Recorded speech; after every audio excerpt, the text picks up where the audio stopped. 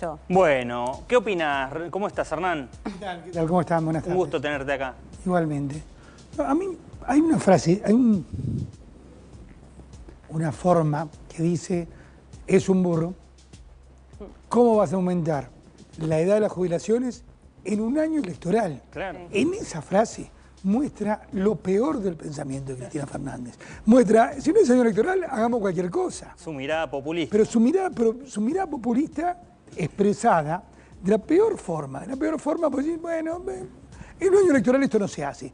Pero fíjate, es increíble. A mí me pregunta más, por supuesto que sé que piensa eso, siempre pensó eso, por eso la Argentina está donde está, gracias a los Kirchner. Lo que es muy impresionante es que no tenga el freno inhibitorio de decirlo. El sinsentido. Lo dice. Claro, lo dice. ¿Cómo vas a hacer esto en un año electoral? Lo dice, claramente. No hay Ahora, freno inhibitorio, está mal. ahora, ¿está desesperada, Hernán? ¿Está desesperada? ¿Sabe que el peronismo se le empieza a rebelar? ¿Tiene que contener a la tropa? ¿O también, como decíamos con Babi, bueno, los peronistas tarde o temprano terminan todos juntos? Yo nunca los vi tan destruidos como esta vez, tan separados como esta vez, y me refiero a cosas concretas. Sí, sí. Me refiero otro día a la votación de las PASO, donde no podían contener nada. Vamos a ver qué pasa mañana con ficha limpia. Por supuesto que yo, por experiencia, decís, cuando tiene una alternativa de poder, se juntan todos, huelen el poder y se juntan todos. Igual, perdón, está bastante eclipsada también, ¿no? No, ya sé. Y desorganizado, digo, la oposición. No, pero me refiero al peronismo en particular, que es la pregunta de Nacho. ¿Es el final? No lo sé, nunca los vi tan mal. A mí lo que me importa, siempre digo lo mismo. No me importa los personajes del kirchnerismo. Me importa que de una vez por todas, digamos que las ideas del kirchnerismo y los valores que llevaron adelante trajeron a Argentina a esta catástrofe. Claro. Porque si no, cambian. Entonces te ponen, bueno, no está más ella, vino Massa. No le importa nada. No está Massa, viene Alberto Fernández. Claro. No le importa nada. Ella hasta ungió a Scioli, lo puso. Ungió a sus enemigos. Claro. Ungió a sus enemigos con tal de quedarse en el poder.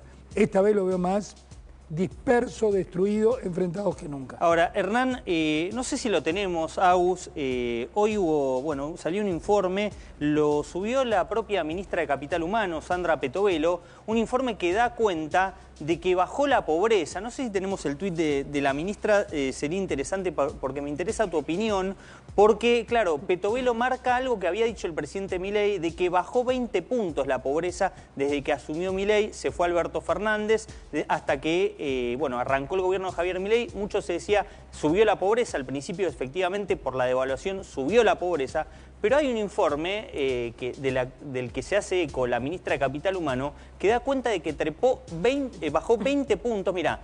Por la desaceleración de precios, la pobreza cayó por debajo del 40% y habría alcanzado su nivel más bajo de 2019.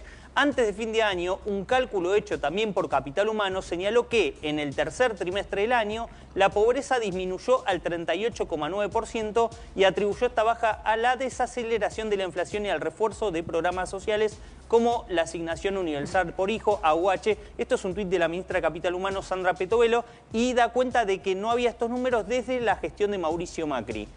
¿Les crees a estos números? Sí, le creo porque hay que ver cómo se hace el cálculo. Primero, la baja de la inflación está directamente vinculada a la baja de la pobreza. Claro. Calculemos no solo la inflación que dejó Alberto Fernández, Massa y Cristina, Sí. sino la inflación inducida a futuro. Si los pesos que habían dado vuelta, el atraso de las tarifas, con lo cual recién se empezó a normalizar la situación en marzo, digamos. Claro. A partir de ahí, una baja contundente de la inflación significa estadísticamente una baja de la pobreza. Sumale una segunda cuestión. Vos mirá todo el Estado. Todo bajó con respecto a la inflación, menos una cosa, la asignación universal por hijo. Sí. La asignación universal por hijo subió levemente más en sus valores que la inflación. Y para la gente común, y le eliminaste los gerentes de la pobreza que se llevaban el 10, el 15, el 20%. Entonces, lo que percibe efectivamente los sectores más bajos de la sociedad son más que antes. Por eso la pobreza bajó, podemos decir, lo que están sufriendo más son los sectores medios, que también era evidente que teníamos que cambiar. Es el precio del cambio. Claro. Ahora, que la pobreza bajó, yo le creo totalmente eso. ¿No? Ahora, Hernán, ¿qué pasa entre el gobierno y el PRO? Vos sos un diputado del PRO, muy cercano a Mauricio Macri, y está en discusión, ¿va a haber acuerdo, no va a haber acuerdo? Hay algunos que dicen, se van a ir dirigentes del PRO, me incluyo en esa lista que dicen, si no hay acuerdo entre Macri y Milei, se van a ir dirigentes del PRO con Javier Milei. ¿Qué está pasando? ¿Va a haber acuerdo a tu entender? Yo quiero, como te lo decía, evitar toda suspicacia. Porque, y de nuevo, lo peor que podemos decir es que la suspicacia la generan los periodistas. Con tu comentario, no. La suspicacia es porque cuando alguien se para de acá, va y te dice algo, digo, mirá que hay un quilombo. Eso es claro, verdad. en off. Sí. En off. Ahora, dicho eso, eliminar toda suspicacia, yo me remito a lo que veo. Lo que veo es, el presidente Milei dijo, vayamos juntos, porque los que pensamos parecido tenemos que ir juntos. Y el presidente Macri dijo, sí, tomo esto y nombro una comisión para que esto se ponga en marcha. A partir de ahí está toda la suspicacia, porque yo soy enemigo de las suspicacias. Entiendo que las suspicacias surgen de algún lado, pero hoy lo que veo, la palabra pública tan devaluada, que yo creo que es una cosa que tenemos que volver a poner en valor, la palabra pública dice, sí, estamos buscando un acuerdo. Bueno, pero el gobierno pone reparos, el gobierno dice, no les vamos a dar muchos lugares en las listas, tienen que aceptar casi lo que quiera Milei, y también en la Ciudad de Buenos Aires el gobierno es muy crítico, el gobierno nacional, de la gestión de Jorge Macri. Bueno, ahí tenemos.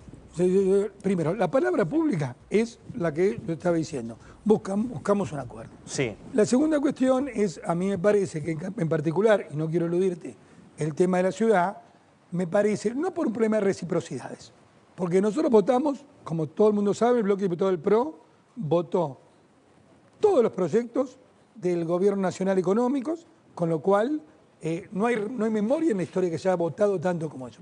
Y uno podría decir, sí, pero en la ciudad no le votaron el presupuesto a Jorge Macri. Yo creo que se lo tendrían que haber votado, pero no por un problema de reciprocidad, por un problema de que el PRO gobierna esta ciudad hace muchos años, y la verdad que el sentido común muestra que esta ciudad es mucho mejor que la que teníamos. Claro. Mucho, infinitamente mejor que la que teníamos. Recordemos, los vecinos de Belgrano pensá en Barranca de Belgrano. Acá los vecinos que estamos cerca de Córdoba y Juan B. Justo pensá la cola de Córdoba. Pensá en los Zapitos. Yo de la cultura reabrimos el Teatro Colón, la Usina del Arte, el Teatro 25 de Mayo, el Anfiteatro de Parque Centenario. La verdad que hicimos todo. Me parece que no votarle el presupuesto al PRO, que es una medida muy extrema, no votar el presupuesto, no fue una buena Bueno, decisión. y echaron a uno por votarle el presupuesto, que fue Ramiro Marra. Lo ejecutaron. Eso no me parece Lo llevaron a la guillotina. No me parecen buenas decisiones, pero no quiero dejar de decir que igual hay que seguir trabajando para, a pesar de las buenas decisiones, para lo que queremos el cambio, trabajemos en las expresiones políticas lo más cercanas posibles. Lo más cercanas posibles. ¿Qué quiere decir lo más cercanas posibles? Exactamente eso. Claro. Es decir, si pensamos parecido, tengamos expresiones políticas parecidas. Yo nunca pensé, por ejemplo, que había que fusionarse. Nunca pensé eso. Claro. Nunca pensé eso. Otros dirigentes lo pensaron. Yo no. Pero ¿Macri sí lo pensó? No.